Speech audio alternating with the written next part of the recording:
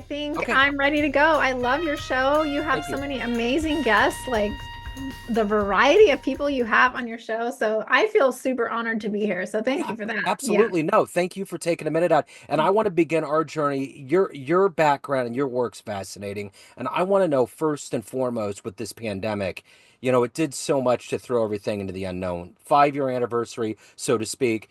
How did you survive a global pandemic and how has it affected the work and what you do today? Yeah, that's a really good question. Yeah, so 5 years, wow. Yeah, Time goes by fast. I know. I really struggled, I'll be honest. During that time, I had two kids in middle school, which is like a really interesting time Yeah, moving into high school. yeah, Having them home at the same time where I was trying to go to health coaching school at that point, and then moved into functional medicine, studying that, and then taking an exam during that time, presenting my case in front of the board and all of that. Really stressful time. We also moved houses wow. during COVID. In the height of 2020, I was nursing my husband. He was basically on his deathbed. We had Kaiser at the time, and no one would take him in because there were no beds. So that was a really scary time. And I also lost my brother during 2020. So it was a tumultuous year of things happening. And I think being able to survive all of that, along with two head injuries actually in the last 5 years, and having that traumatic brain experience and going through concussion and body pain and all of that, and trying to figure out how to navigate a business and raise high schoolers and send Yeah. them off to college and all the things. It's been a transformative last 5 years, I would say. And it taught me really to, we went through the ebbs and flows of trying to advocate for our children. I didn't want them to have the vaccine. I don't want to get into politics here, but Sure. I felt really strongly about that, for myself and for my children. And, we went through periods of time where I was being shamed by family members and really good friends. So I really learned a lot about myself and, how to feel empowered in the things that I believe in. And so I kind of took that away from that experience. Like, I can get back up, I can listen to my intuition, I can be the person that I want to be, excuse me, and speak my truth. So it was a hard experience, overall, Yeah. lots of loss and grief and change, but definitely a transformative time. Yeah. Absolutely. So let me ask you this. If I was to put you in front of a bunch of grade schoolers right now, kids always are a truth serum, and they wanted to know what you did for a living. 12-year-olds, career day. One of the kids asks you, what do you do for a living? What's your answer? Yeah, so I actually have done this. I've been in a group of 12-year-old boys. And so I said, hey, you know what I do? I talk about poop all day because I'm the SIBO coach. Yeah. And of course, they love that because 12-year-old boys love to talk about that kind of stuff. But Yeah. essentially, what I would say probably is something like, well, you know what? I help people who have really big imaginations and passions and missions really dial in their gut health because that's the foundation of everything. That's your Yeah. drive, your focus, your energy, your libido. And that drives your mission and your clarity and your vision. And so that's what I would say. Yeah. So when you were 12 years old, what did you want to be when you grew up? 12, that was a really interesting time. Let's see, I was probably like in about sixth grade. Yeah. I wanted to be a makeup artist for the movies Okay. because I was just really into that kind of thing. My younger brother and I had amazing imaginations and, just made up stories and worlds. And I like to experiment with things like that, creating, different types of makeup and being aliens or someone wounded or something like that. It was fun. So how did healthcare and gut health, how did all of this happen? Take me back to your childhood. What were the foundational seeds that were planted that went from being wanting to be in Hollywood, being a makeup artist, to getting to this point? What was the evolution? Yeah, so many things. Wow, that's a really loaded, juicy question.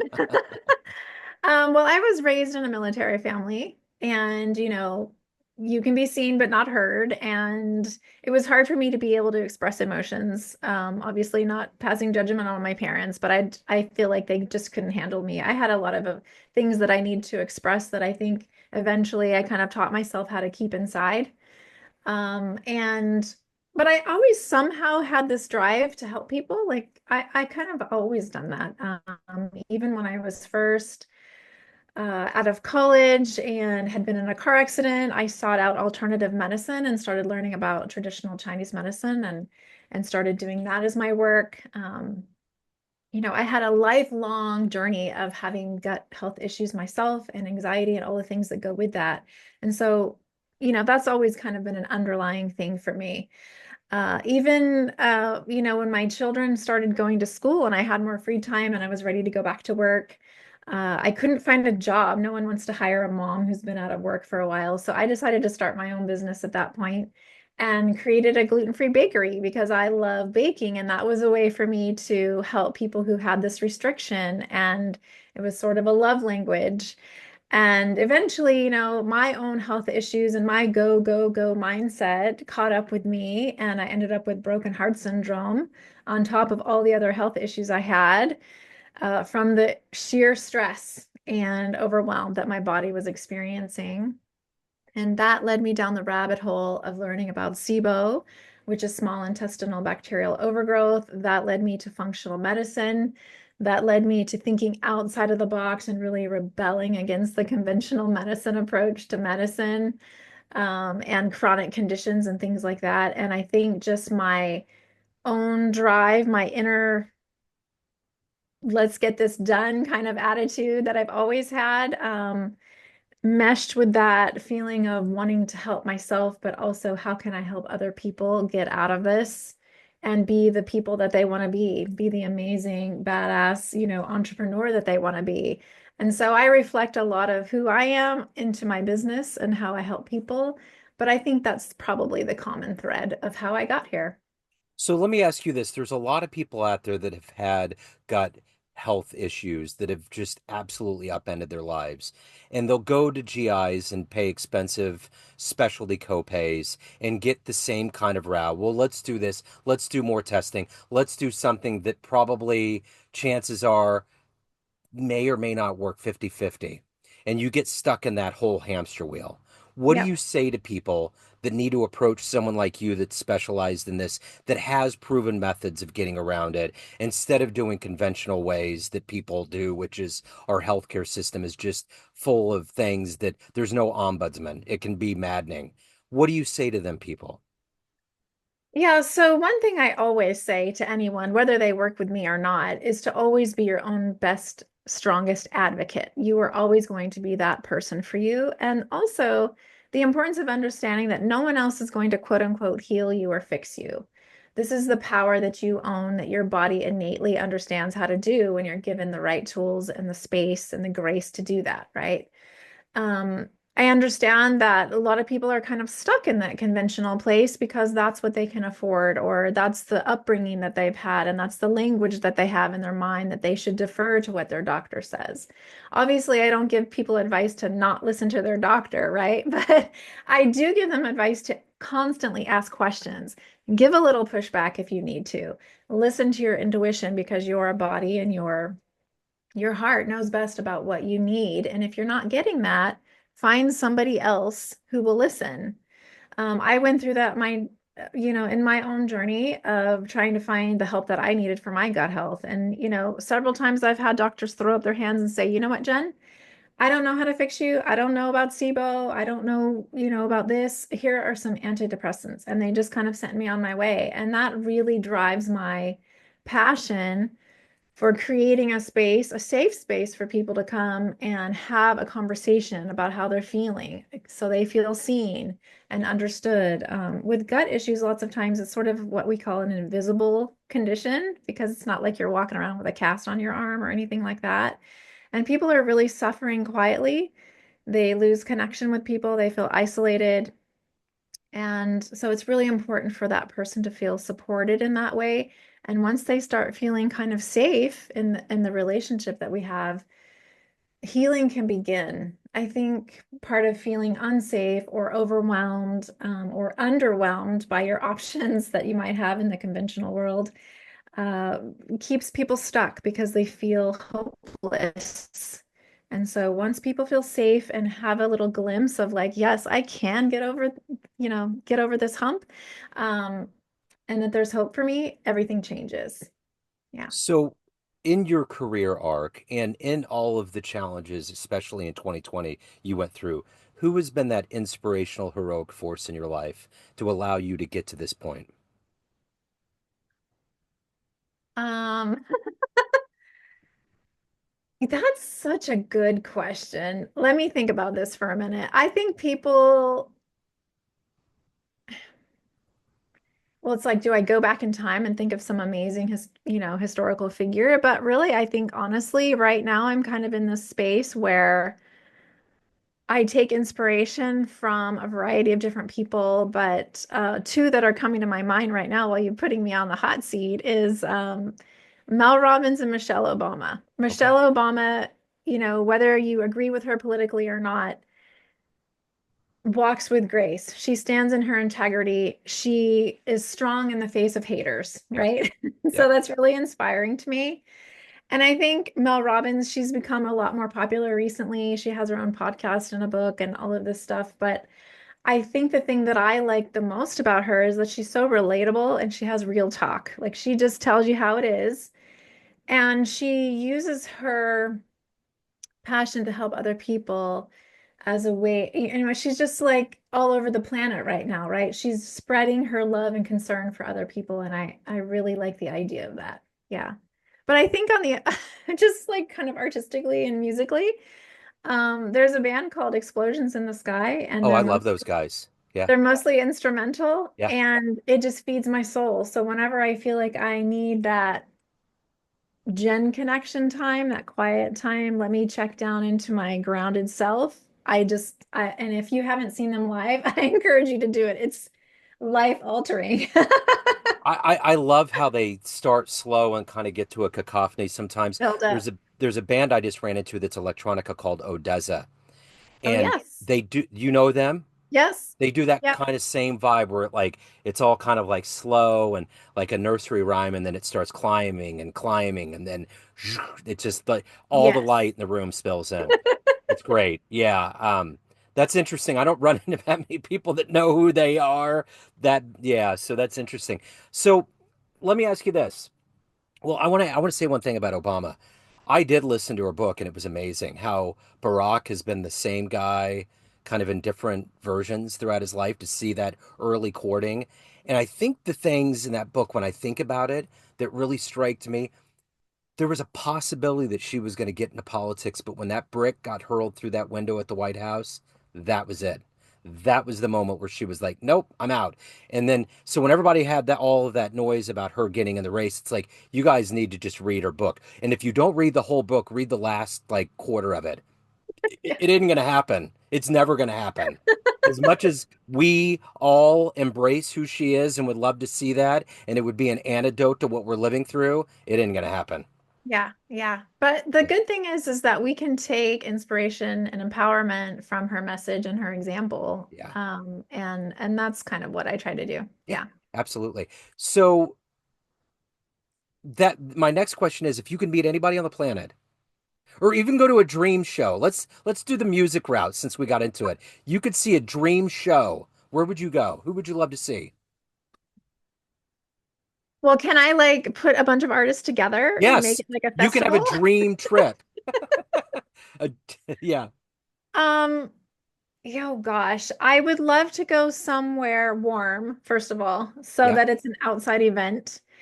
And I would love to see bands like Explosions in the Sky. yeah, Mogwai is another one that's kind of yeah. a Mogwai's great. Yeah, yeah. And I like old Coldplay. I don't love the new stuff so much, but yeah, old Coldplay. And one of my absolute favorites is Ben Gibbard from Death Cab for Cutie. And yeah. actually, I'm seeing them this summer here in Sacramento. I'm so excited because I've seen them several times, including once in a little tiny bar in Chicago before they were famous. So I'm looking forward to it. Yeah, a postal service still stands out as one of the finest music achievements, and it Yeah. was just a fun little thing. So, are you a fan of Moby? Yes. Have you Hmm. listened to his podcast? I have not. I didn't know he had a Oh, podcast. do it. It's Okay. totally it's I'm one of writing this down right now, Joe. yeah, yeah. It's really, really good. He's been doing it for a few years and he has a sidekick. Her name is Lindsay. I think they've been good friends for a while. And then they Uh-huh. have their dog Bagel and it's just fun. They really Oh, get in. cute. Like it's one of those things, one of those podcasts where it's just like the things they put out will just reverberate for weeks. It's like a good Hmm. song. That melody will echo in your brain for a Yeah, long yeah. time. Sounds So it's cool. good. So let me ask you this. So helping people get to a better place and localizing issues of pain to help them get to that a better place requires you to step into some heavy things. How do you balance yourself? What's the motivator every day to do this job? But you got a soul and a family and all of these things that require equilibrium. What's your philosophy? Yeah. Yeah, that's a good one. So, well, first of all, I'll say that I'm such an empath and I'm owning that now. Before I just didn't really understand what that meant. Yeah, I've also been doing a lot of study in human design and found out that I was a projector, which is also someone who like absorbs other people's energy. But knowing all of that stuff about myself, I've kind of learned that I have sort of an ebb and flow of my energy. So I know when I'm up and when I'm down. And now I respect that about myself because I used to be in that mindset of like trying to keep up with everybody. I got to keep going, right? And now that I know about that about myself, I incorporate that into my daily schedule. What do I need today to reset? Does that look like alone time? Does that look like sunbathing outside? Does that look like playing with my dog or playing guitar and singing and getting that throat chakra activated, you know? yeah, What does it look like for me? And even like on a day where I have back-to-back clients, I will go outside, get in the sunshine and do some qigong. So like I am releasing whatever energy that I've absorbed from my client. Because in the past, I'll be honest, like if someone said, "Oh yeah, I'm having this gallbladder pain," I would go to bed that night feeling like I'm having gallbladder pain, yeah, right? So really kind of like trying to connect, but knowing how to keep a boundary between my client's energy and my energy, or their story and my story, but also kind of just creating that space where we can have a deeper conversation. To your point, a lot of stuff comes out when people are talking about their health experiences and their relationships or their jobs and all the things that are affecting their health. Sometimes I feel like I'm a therapist, even though I'm not. But I like to hold space and just kind of reflect back what I'm hearing so that people can feel loved and cared for. And learning how to do that for myself too has been the game changer in my practice for sure. Yeah, that's a good question. yeah. So let me ask you this. Let's say you have a dream tonight. You run into the 18-year-old version of you ready to charge out into the world, and you could give that version of you a piece of advice based on this life you've lived, the wisdom you've accumulated over all these years. What Yeah. advice would you give? Yeah, 18-year-old me. Wow. She was really fun. Okay. I would say don't lose the funness, right? Right. Because I feel like I did lose some of that for a while. Yeah.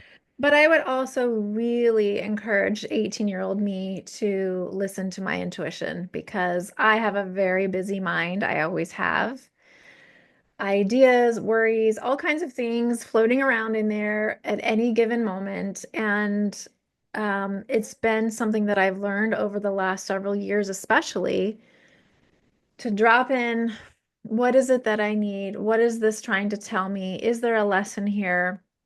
And checking in with my intuition and then going that way, like actually following that prompting instead of just ignoring it and try to talk myself out of it, right? Yeah. That would be the biggest thing, I think. Yeah. Yeah. So let's say you walk into a room of all of your clients that you've dealt with throughout the years, and you could swim through that group of people and go to a podium in front of that room and tell them one fun story, one fun anecdote, jumping out of a plane, wrestling a crocodile, a seminal concert experience, something Oh that would just gosh. cast you in a different light, just kind of humanizing things. What Yeah. would be a fun story? Yeah.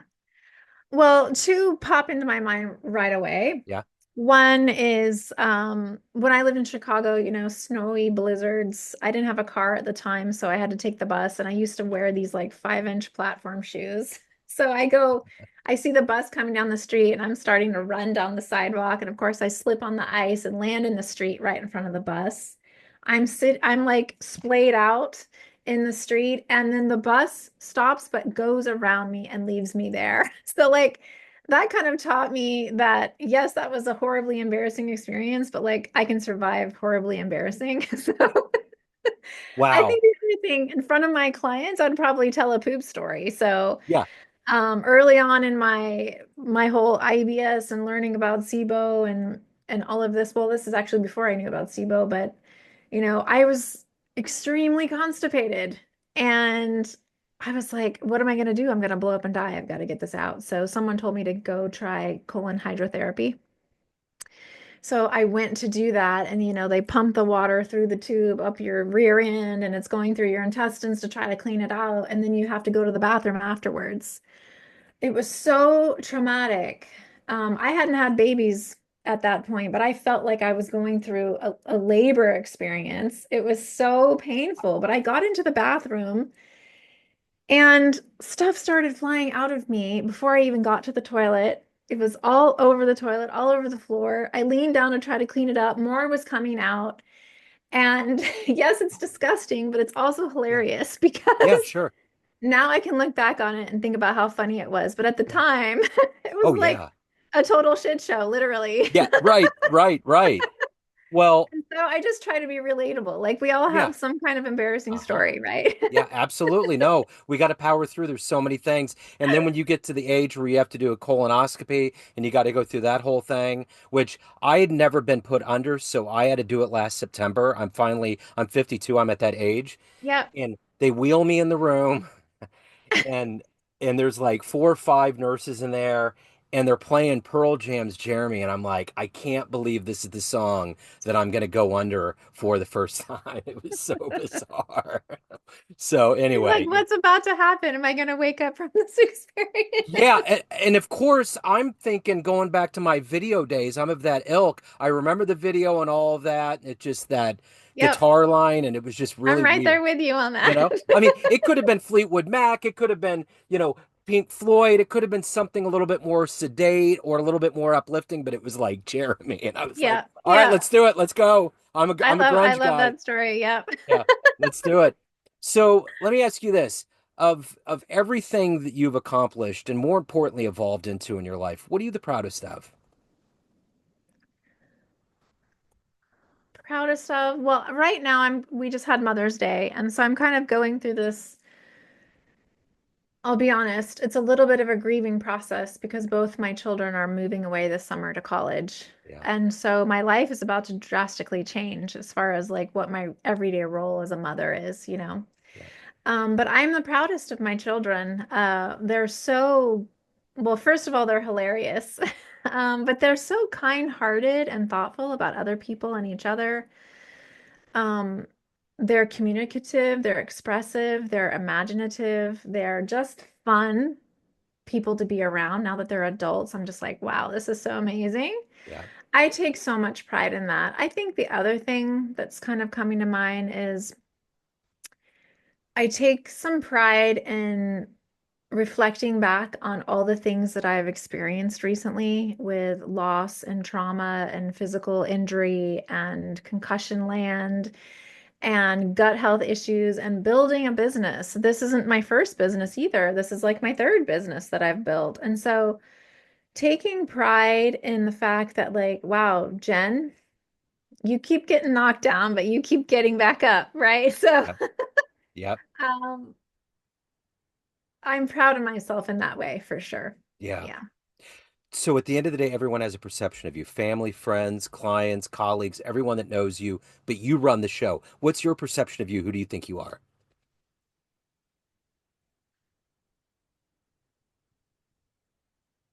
Another juicy question. I Yes. would say that right now I've been in kind of the chrysalis. So I went from the caterpillar into the cocoon, Yeah. and I've been in here for a while, but I'm definitely feeling those stretching pains and I'm ready to kind of come out as the butterfly. I kind of feel like that's how I see myself right now. I've been through a lot of change and transformation, um, and just appreciating that, I think, about myself, not trying to pass judgment on any of it. It had to happen in the way that it happened. and the lessons that I'm learning so that I can be that person, that butterfly with the beautiful wings that I've been dreaming of. So I think that's kind of where I'm at. Yeah. So if anyone wants to reach out, they want to hire you, any questions, any of the good business, where do they go? Yeah, so thanks for asking. I'm at the SIBOcoach.com. That's SIBO, the SIBOcoach.com. That's basically my hub where people can find out more about me and my story. And you can email me from there, my program information, my freebies. I have some guides and quizzes. You can also sign up for a VIP day, which is a one-day intensive to get all the information you need to get started. So several things there, but that's the best place to reach me. Jen, this has been wonderful. Thank you so much. It was great to meet you and best of luck with everything. Thank you so much. Can I ask you? Hello, friends. Joe Dimino here. I just wanted to let you know that after 30 years or so, I have finally released my first book of poetry through the mighty Spartan Press here in Kansas City, Missouri. As the creator and host of both Neon Jazz Radio and the Famous Interviews with Joe Dimino podcast, along with being a visual artist, I'm ready to embark on a new adventure and want you to be a part of it. You can get a copy online via Barnes & Noble, Amazon, and actually on the streets in Kansas City at the great Prospero's bookstore off 39th Street. You can also visit joedimino.com for links to the book, to more poetry, and everything in my world, including paintings. Thanks for all of the love and support over the years, and please dig the words.